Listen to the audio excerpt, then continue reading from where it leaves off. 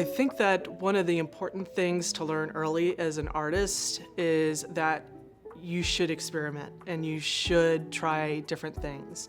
I think that a lot of people kind of fall into a trap easily of this is what I made, this is what I did, this is what's gotten me like awards or whatever, and then that kind of hampers their growth. Hi, I'm Jamie Schorsch. I am an artist, art teacher, and activist in Cincinnati, Ohio. I also paint murals in my free time.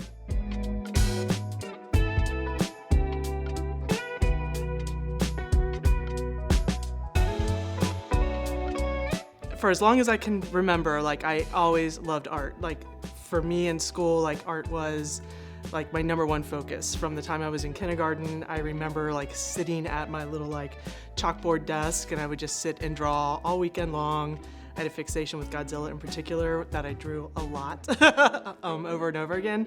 So as I went through school, I just couldn't think of doing anything else but art. And I kind of started to move towards becoming an art teacher. It was not something that was in my original plan, but after I graduated, I went back and started a program at UC for my Master's of Art Education, and it was just the most natural fit. For me, art has always been really important because it's a main means of communication. It is one of the things that transcends language barriers. I've always used my own artwork as a means of kind of processing through things in life or exploring elements of myself or as a comment for something that's going on in society. I serve on the SOS Art Board, which is a social justice organization that focuses on using arts vehicles, so visual art, music, dance, writing, to communicate ideas of peace and justice. And that is also something that I'm very passionate about teaching my students to be vocal about, using their creative voice to lend their perspectives to things that they feel is important. So with the Fulbright program, I've worked for the last year on developing curriculum that's really focused on global education. So really teaching students how to take action, become change makers, recognize diverse perspectives of others, really exploring and stretching their comfort zones. So I think being able to take critical feedback is very important, not just in the world of arts, but also life in general. I think what is most important about it is being able to listen to somebody else's suggestions or their perspectives or how they're seeing what you're trying to voice, and considering what they're kind of guiding you towards. It doesn't mean that everything that somebody suggests to you is something that you're going to necessarily integrate into your work or pursue, but just something for consideration.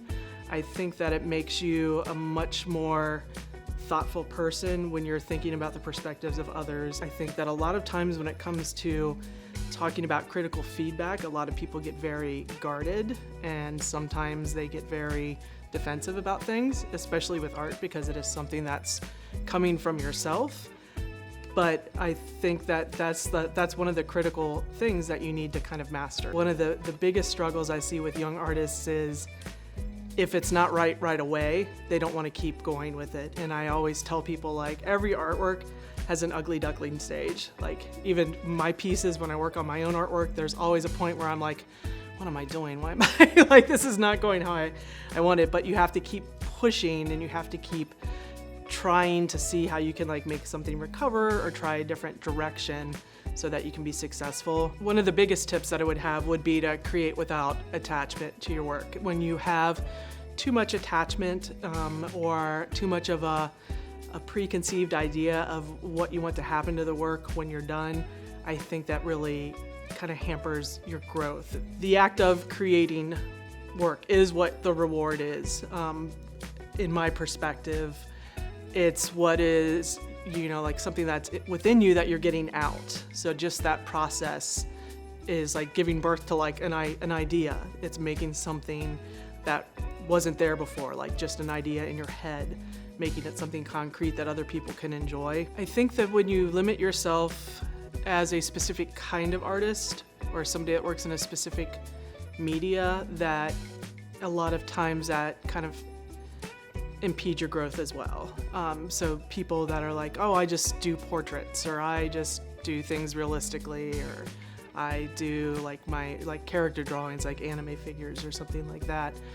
And a lot of times people don't like to like cross the streams, kind of like mix things together. Like you can be somebody that likes to draw anime, but you can also be somebody that wants to render realistically. And what does that look like when you bring those two things together instead of keeping them so separate? So the creative spark that is within all of us is something that is very precious, and it should be something that is like taken care of and guarded. And that can look a lot of different ways. Like you don't have to necessarily go to a studio space if you're comfortable working in front of your TV. And I would say it's the same with who you go to for feedback as well. Make sure that you're going to people that you trust, or you trust their opinion.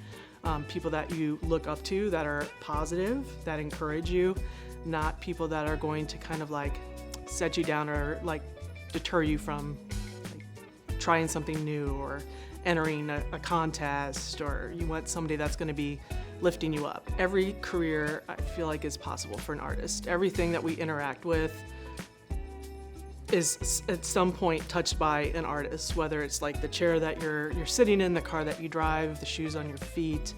Everything is at some point starting with like a creative person. The critical thinking and the creative problem solving that you get from studying the arts and being involved in the arts will impact any field that you choose to go into.